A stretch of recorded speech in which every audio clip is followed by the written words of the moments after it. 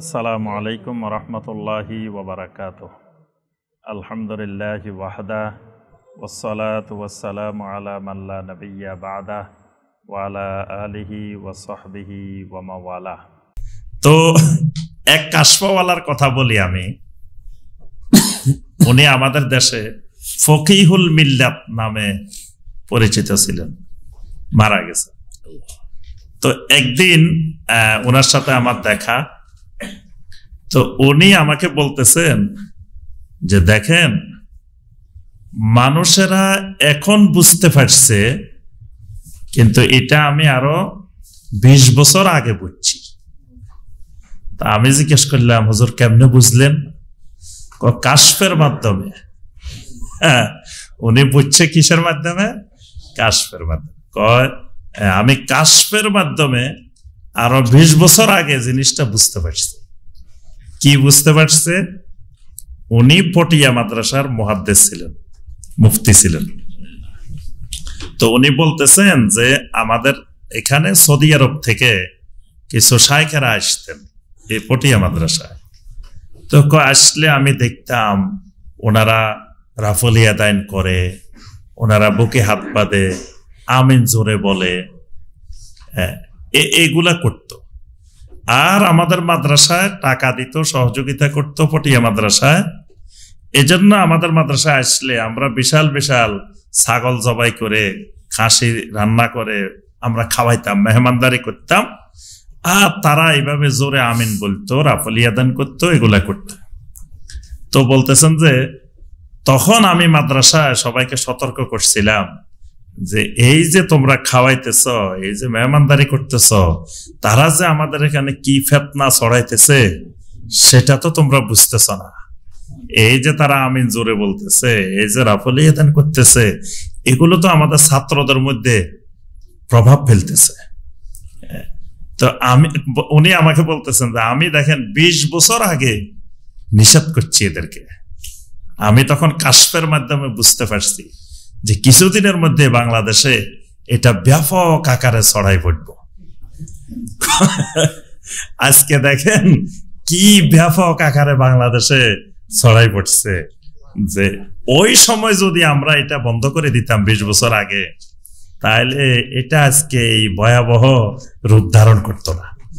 বাংলাদেশে এইগুলোর বিরুদ্ধে সবচেয়ে সোচ্চার ছিলেন উনি, এবং ওনার ওখানে সারা বছর ট্রেনিং হইতো, প্রশিক্ষণ হইতো। সারা দেশ থেকে ইমামদেরকে এনে, তারপরে মাদ্রাসা শিক্ষকদেরকে এনে 1 সপ্তাহ ট্রেনিং দিত যে আপনার মসজিদে যদি কেউ জোরে আমিন বলে, তা আমিন বন্ধ করবেন কেমনে, বন্ধ করার কৌশল। বন্ধ করার অনেকগুলো কৌশল আছে। একটা কৌশল হইতো যে যখন দেখবেন যে আপনার মসজিদে মুসল্লি আমিন জোরে বলে, তখন আপনি আমিন বলার সুযোগই দিবেন না। তখন আপনি বলবেন গায়রিল মাগদুবি আলাইহিম ওয়ালাদ-দাল্লিন আলাম তারা কাইফা ফাআলা। মাঝখানে আর দাঁড়াবেন না, মানে ওয়ালাদ-দাল্লিন বলে আর থামায় যাবে না। কারণ থামলে লোকগুলা কি করবে? আমিন বলে ফেলবে, আর আমিনের সুযোগে দিবেন না। আমি এই যে এই মাত্র এখানে আসার কয়েকদিন আগে তো আপনার এক প্রোগ্রামে গেছি নরসিংদী। তো ওখানেই ওই ভাইয়েরা বললেন, শায়েখ এই মসজিদে নামাজ পড়তে গেছি, প্রথম রাকাতে যখন ওয়ালাদ-দাল্লিন বলছে, আমরা যখন জোরে আমিন বলছি, পরের রাকাতে আর থামে নাই, ওই একটানে পড়ছে যাতে এরা আমিন বলার সুযোগ না পায়। এরকম আরো অনেকগুলো কৌশল শিখে। তো রাফল ইয়াদান করলে কি করতে হবে, তারপরে এটা করলে কি করতে হবে, এগুলো কিভাবে বন্ধ করা যায়। তারপরে মাগরিবের পরে যদি কেউ দেখেন যে 2 রাকাত সালাত আদায় করে আপনার মসজিদে, তাহলে এটা বন্ধ করতে হবে কিভাবে।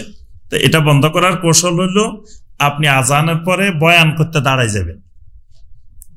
মাগরিবের আজান দিলে আপনি উঠে দাঁড়াই যাবেন বয়ান করার জন্য।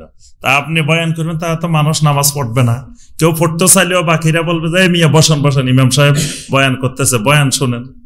তাইলে আর 2 রাকাত পড়া বন্ধ হয়ে যাবে। আমি একদিন এক মসজিদে গেছি, স্টেডিয়াম মার্কেটে, ঢাকা। তো দেখি যে মাগরিবের পরে দাঁড়াই গেছে বয়ান করার জন্য। তা আমিও কি করছি, ইমাম সাহেবের সামনে দিয়ে যাই, সুন্নত 2 রাকাতের জন্য দাঁড়াই গেছে। তো প্রথম তাকায় তাকায় দেখছে, দেখে থেকে বয়ান বন্ধ করে এবার নামাজে দাঁড়াই গেছে। মানে প্রথম মনে করছে যে তো কেউ পড়বে না, পরে যখন দেখছে যে আমি পড়তেছি, তো এবার আর আমাকে পড়তে সুযোগ দিবে না, এবার কয় একামত দেন বয়ান শেষ, মানে 1 মিনিটে শেষ। তো যাই হোক, যে কথাটা আমি বলতেছিলাম যে উনি এই যে এগুলো ভয়াবহ সৃষ্টি হবে 20 বছর আগে বুঝছে। কিভাবে বুঝছে? কাশফের মাধ্যমে। ওনার কাশফ কত শক্তিশালী। হ্যাঁ, তো এই যে কাশফ চালু হয় ওই লতিফার মাধ্যমে, আর লতিফার জন্য বেশি বেশি এই ধ্যান করতে হয়। তাহলে দেখেন একটার সাথে একটা শয়তান কিভাবে আস্তে আস্তে আস্তে আস্তে পর্যায়ক্রমে মানুষকে নিয়ে খেলাধুলা করে। তালবিস ও ইবলিস, ইবলিসের ধোঁকা, ইবলিসের প্রতারণা, ইবলিস আস্তে আস্তে মানুষকে গোমরাহির দিকে নিয়ে যায়। তো এই ধ্যানটা, এই ধ্যানের নামে, মেডিটেশনের নামে বা মোরাকাবার নামে যেই জিনিসটা চলতেছে এবং যে জিনিসটার মাধ্যমে আপনার মনে করা হচ্ছে যে এটার মাধ্যমে আল্লাহকে পাওয়া যায়, তারপরে কাশফ খুলে যায়, তারপরে আপনার বিভিন্ন ধরনের আপনি অনেক কিছু জানতে পারবেন, আপনার কাছে অনেক তথ্য আসবে। আপনার ঢাকা বিশ্ববিদ্যালয়ের একজন প্রফেসর, তো উনি এক সেমিনারে আমাদের জাতীয় বিশ্ববিদ্যালয়ে আসছেন, একটা পিএইচডি গবেষণার সেমিনারে। তো উনি সরাসরি বলতেছেন যে কোরআনে কারিমের আয়াত এটার অর্থ হইল, স্বাভাবিক অর্থ হইল এটা, কিন্তু আমি আমার কাশফের মাধ্যমে জানতে পারি যে আয়াত এটার অর্থ এটা না, আয়াত এটার অর্থ হবে এটা। মানে কাশফের মাধ্যমে কোরআনের আয়াতও পরিবর্তন হয়, অর্থ পরিবর্তন হয়। এবং দেখবেন আমাদের সমাজে যে অনেক আমল আছে, যে আমলগুলো কাশফের মাধ্যমে পাওয়া গেছে। মানে এই আমলগুলোর ভিত্তি কি? বলে যে এগুলা কোনো কিতাব আদিতে পাওয়া যাবে না, কোরআন হাদিসে পাওয়া যাবে না, এগুলা সিনা বসিনা পাস করে, এগুলা হলো সিনায় থাকে। মানে একজনের সিনা থেকে আরেকজনের সিনা যাবে, আরেকজনের সিনা, এগুলো কিতাবে নাই। এই কারণেই আপনার আহলুল হাদিস, এটার এই মানহাজের অর্থই হলো আহলুল কোরআন ওয়াস সুন্নাহ। মানে কোরআন এবং সুন্নাহর উপরে ভিত্তি করে আকীদা গড়ে উঠবে, মানহাজ গড়ে উঠবে, আমল গড়ে উঠবে। কোরআন সুন্নাহর বাহিরে কোনো আকীদা, কোনো আমল করার সুযোগ নাই। কিন্তু দেখবেন অনেক আমল আছে যেগুলো কোরআন হাদিসে নাই। তো এই রাস্তাটা সম্পর্কে সতর্ক থাকতে হবে যে আপনাকে মেডিটেশনের নামে অনেক মানুষ ধোকায় পড়ে গেছে। দেখবেন অনেকেই এই মেডিটেশনের পিছনে ঘুরতেছে, এটার প্রসার এত ব্যাপক আকারে হচ্ছে। তারপরে আপনার কেউ কেউ আছে ওই পীর মুরিদির মোরাকাবায় লিপ্ত আছে। আরেকটা জিনিস বলি এর সাথে, জীবিত ফিরের চাইতে মরা ফির বেশি শক্তিশালী। এটা কি জানেন আপনারা? জীবিত চাইতে মারা যাওয়ার পরে শক্তিশালী হয়ে গেছে বেশি। কেন বেশি হয়েছে? আমি এটা জানার চেষ্টা করছি অনেকবার, যে জীবিত অবস্থার চাইতে মারা গেলে পাওয়ারফুল হয় কেন, শক্তি বাড়ি যায় কেন? তো ওনাদের তত্ত্ব হইল, ওনাদের সূত্র হইল যে একজন মানুষের যখন ওই 10টা লতিফার 9টা লতিফাকে আটকে রেখেছে আপনার ওই নফস, 10ম লতিফা। তো এই কারণে খাঁচার ভিতরে ওই 9টা লতিফা আটকে আছে। তো মানুষ যখন মারা যায়, আল্লাহর ওলি যখন মারা যায়, তখন ওই নফসটা তো নষ্ট হয়ে যায়, নফসটা ভাঙ্গি যায়। তো বাকি 9টা আবার খাঁচার থেকে বের হয়ে যায়। তো খাঁচার থেকে যখন বের হয়ে যায়, এবার শক্তি বেড়ে গেছে, এবার আকাশে বাতাসে উঠতেছে। আগে তো খাঁচার ভিতরে বন্দি ছিল, এখন বন্দি থেকে মুক্ত হয়ে গেছে। এই কারণে তার এখন পাওয়ার বেড়ে গেছে। এই জন্য দেখবেন জীবিত ফিরের চাইতে মৃত ফিরের জন্য মান্নত বেশি করে, ওরস করে, আরো যা যা করে। এবং মানুষ কোনো কিছু চাইতে যায়, তারপরে কোনো কিছু দোয়া করতে যায়, সব ওই মৃতটার কাছে, জীবিতটার চাইতে মৃতটার কাছে। এবং জীবিতটার কাছে গেলেও তারা দেখাই দেয় মৃতটার দিকে। তো এটার ওই মূল ভিত্তি, মূল কারণ যেটা, যে ওই মারা যাওয়ার পরে তার খাসা মুক্ত হয়ে গেছে। এই যে চিন্তাধারা, এই চিন্তাধারাগুলো এই মোরাকাবা, মুশাহাদার নাম দিয়ে, এই ধ্যানের নাম দিয়ে, মেডিটেশনের নাম দিয়ে, এবং তারা এটাকে বিভিন্ন দলিল, নবী সাল্লাল্লাহু আলাইহি সাল্লাম হেরা গুহায় ধ্যান করছেন, এটাকে মেডিটেশনেরও দলিল, মোরাকাবারও দলিল। তো নবী সাল্লাল্লাহু আলাইহি ওয়াসাল্লাম সেখানে তো এরকম ধ্যান করেন নাই। ওখানে সহিহ আল বুখারীর riwayat ইয়াতাহান্নাসু ফীহি, ইয়াতাহান্নাসু মানে ইয়াতাআব্বাদু, নবী সাল্লাল্লাহু আলাইহি সাল্লাম সেখানে ইবাদত করেছেন। আর নবী সাল্লাল্লাহু আলাইহি সাল্লাম যদি করেনও, তো সেটা তো আপনার নবুয়তের আগে। নবুয়তের পরে তো নবী সাল্লাল্লাহু আলাইহি সাল্লাম আর ওখানে যান নাই ওই মোরাকাবা বা ধ্যান করার জন্য, বা এরপরে কখনো নবী সাল্লাল্লাহু আলাইহি সাল্লাম করেছেন এই মর্মে কোনো দলিল প্রমাণ পাওয়া যায় না। আরেকটা এই রাস্তা, যে রাস্তাগুলোর আমরা বলতেছি, সেই আকীদাটা হলো ওয়াহদাতুল উজুদ, যেটা সম্পর্কে আপনারা জানেন, যে যেটাকে বলা হয় যে অস্তিত্বের এককত্ব বা সত্তার এককত্ব। মানে উজুদ মানে অনেকগুলা ইউনিট, অনেকগুলা জিনিসের এককত্ব। অর্থাৎ আল্লাহ রাব্বুল আলামিনকে তারা, এই আকীদার মূল ভিত্তি যেটা, কথা যেটা, সেটা হলো যে আল্লাহ সুবহানাহু ওয়া তাআলা আলাদা কোনো সত্তা না। আল্লাহ সুবহানাহু ওয়া তাআলা যত মাখলুক আছে, যত প্রাণী আছে, এই সবগুলো ইউনিট মিলে একক সত্তার নাম আল্লাহ। নাউযুবিল্লাহ। এই কারণে তারা মনে করে যে যত প্রাণী আছে, প্রত্যেক প্রাণীর ভিতরে আল্লাহ আছে।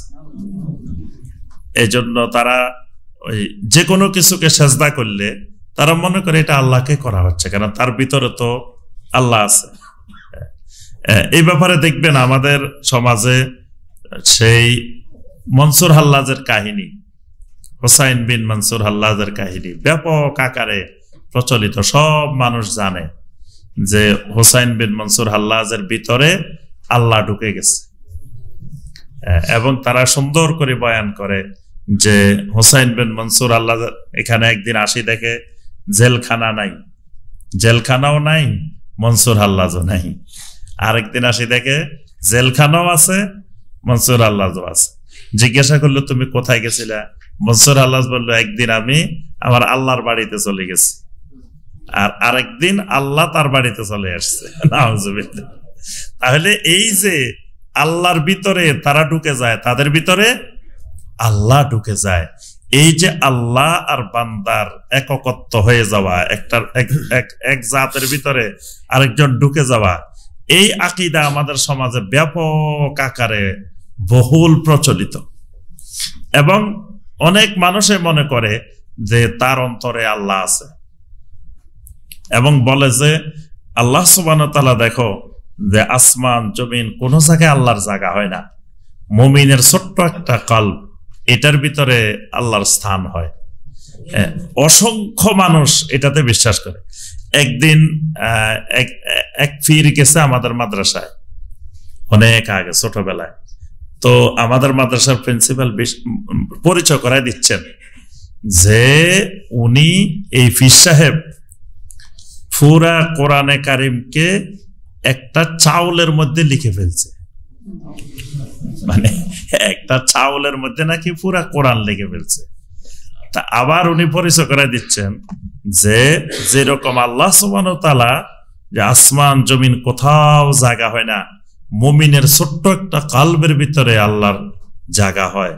কালবুল মুমিনে আরশুল্লাহ, এই জাল হাদিস বানাই এটাও বলতেছেন।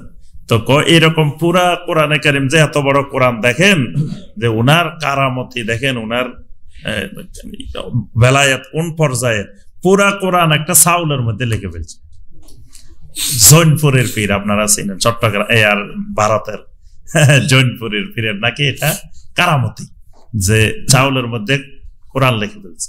তো এই যে ওয়াহদাতুল উজুদ, এটা বিভিন্নভাবে বিভিন্ন আঙ্গিকে আমাদের সমাজের মানুষের কিন্তু রন্ধ্রে রন্ধ্রে এটা ঢুকে আছে। এবং এই কারণে দেখবেন জিকির করে হাসবি রাব্বি জাল্লাল্লাহ মা ফি কলবি গায়রুল্লাহ, নূর মুহাম্মদ সাল্লাল্লাহ লা ইলাহা ইল্লাল্লাহ। এই জিকির ব্যাপক প্রচলিত। তো এই যে মা ফি কলবি গায়রুল্লাহ মানে আমার কলবে আল্লাহ ছাড়া কিছু নাই, তার অর্থ হলো ওই আকীদাটা ঢুকানো হয়েছে যে আমার কলবে আল্লাহ ঢুকে আছে।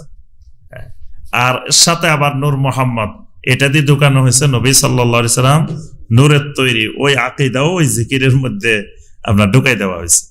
তো আমি সংক্ষেপে শুধু কয়েকটা পয়েন্ট বলতেছি, বিস্তারিত আলোচনা আপনারা এর আগেও শুনেছেন, শায়েখ অনেক আলোচনা করেছেন। ওয়াহদাতুল উজুদের ব্যাপারে শায়েখের অনেক আলোচনা আছে এবং অনেক ফিরদের বইয়ের মধ্যে যে লেখা আছে এই ওয়াহদাতুল উজুদের কুফরি আকীদা, শিরকি আকীদা। আচ্ছা, এরপরে আপনার এর মধ্যে আবার আরেকটা আছে হুলুল এবং ওয়াহদাতুল উজুদ। তো হুলুল আর ওয়াহদাতুল উজুদে পার্থক্য হলো আপনার ধরেন শরবত বানাইছেন, তো শরবতের মধ্যে চিনি দিছেন, চিনি আর পানি মিক্স হয়ে শরবত হয়েছে। তো এর ভিতরে চিনি আর দেখা যায় না, একেবারে চিনি আর শরবত এক, পানি এক হয়ে গেছে, কোনোটা থেকে আর আলাদা করার সুযোগ নাই, এক হয়ে গেছে। আরেকটা হলো আপনি চা বানাইতেছেন, চা পাতা দিচ্ছেন পানির মধ্যে, চা পাতার রং বাহিরেছে, রং বাইরে পানি আরেক কালার হয়েছে, কিন্তু চা পাতার অস্তিত্ব আছে, এটাও মিক্স হয়েছে, কিন্তু চা পাতার অস্তিত্ব বিলীন হয় নাই, চা পাতা কিন্তু আছে। তো এই যে চা পাতা আর ওই যে চা পানি এটার যে মিশ্রণ, এটা হলো আপনার ওয়াহদাতুল উজুদ। আর একেবারে শরবতে আর মানে পানি আর চিনি যে মিক্স হয়ে গেছে, এটা হলো হুলুল, মানে একটার ভিতরে একটা একেবারে পুরা হালাল হয়ে গেছে, এমন ভাবে ঢুকে গেছে আর একটা থেকে একটাকে আলাদা করা যাচ্ছে না। এজন্য বলে যে মনসুর হাল্লাজকে পরবর্তীতে যখন মারা হয়েছে, তারপরে তার গোশত যখন সাগরে ফেলে দেওয়া হয়েছে, সাগরের পানি থেকেও বের হইতেছে কি আনালক, মানে তারে আর আলাদা করা সম্ভব হয়নি। তো এই যে হুলুল এবং ওয়াহদাতুল উজুদ, এই দুইটা কুফরি শিরকি আকীদা আমাদের অসংখ্য লক্ষ লক্ষ বলতে গেলে কোটি কোটি মুসলিমের মধ্যে ঢুকে আছে। এবং দেখেন এই যে আকীদার কুফরি শিরকি আকীদাগুলো, তারপরেও আমাদের দেশের কোন আলেম বলেন যে আকীদা বলতে কিছু নাই। আকীদা আবার কি? আমরা সব মুসলিমে তো আমরা কালেমায় বিশ্বাসী, সব মুসলিমে তো আমরা কেবলাকে এক কেবলা, আমরা একজনের জবাইকৃত পশু খাই, তো এ তো ফাজালিকাল মুসলিম, তো সুতরাং আকীদা দরকার নেই। অথচ আকীদাটাই হলো মূল, আমাদের আমলের মৌলিক বিষয় হলো আকীদা। আকীদা ঠিক হইলে আমার আমল কাজে আসবে, আকীদাই ঠিক নেই তাহলে আমার আমল কাজে আসবে না। এই আকীদা, এই ওয়াহদাতুল উজুদ আর হুলুল, এটা আমাদের সমাজের ব্যাপক আকারের মানে ভ্রান্ত দুইটা আকীদা আমাদের সমাজে ঢুকে আছে।